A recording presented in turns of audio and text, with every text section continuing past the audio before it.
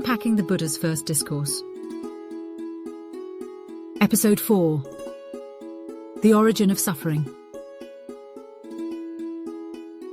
First, what do we even mean by unpacking? We can define unpacking as the intense scrutiny of traditional Buddhist and Zen texts. A scrutiny that often breaks down the text sentence by sentence, phrase by phrase, and occasionally word by word. And why even unpack at all? Because not all of us have the opportunity to regularly engage with a living, breathing, enlightened teacher. Understanding that in the Zen tradition, it's this engagement that substitutes for the critical reading of the traditional texts. And so, for those who don't have the opportunity to regularly engage with a living teacher, there must be a return to the traditional texts as teacher. And with that return is the understanding that the texts are best approached as sequences of riddles, or perhaps as sequences of landmines. And these riddles must be reconciled, these landmines cleared, if we are to truly make progress. Let's continue. Consider the following text excerpted from the sutta, setting in motion the wheel of the Dhamma.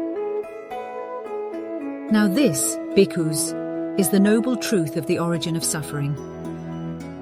It is this craving which leads to renewed existence, accompanied by delight and lust, seeking delight here and there. That is, craving for sensual pleasures, craving for becoming, craving for non-becoming.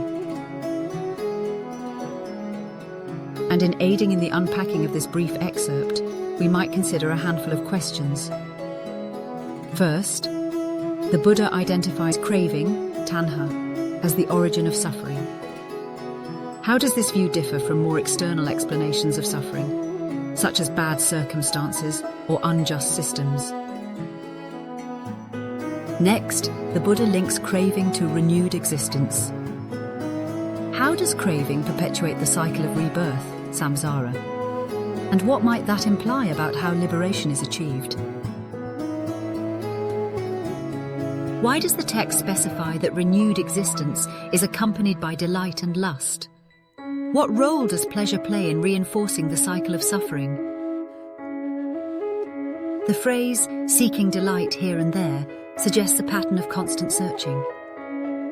How might this restlessness relate to modern experiences of distraction, dissatisfaction, or addiction? What is the difference between craving for sensual pleasures, craving for becoming, and craving for non-becoming? Can you give an example of each from everyday life? And so, we're now into the meat of Buddha's first discourse. More to come.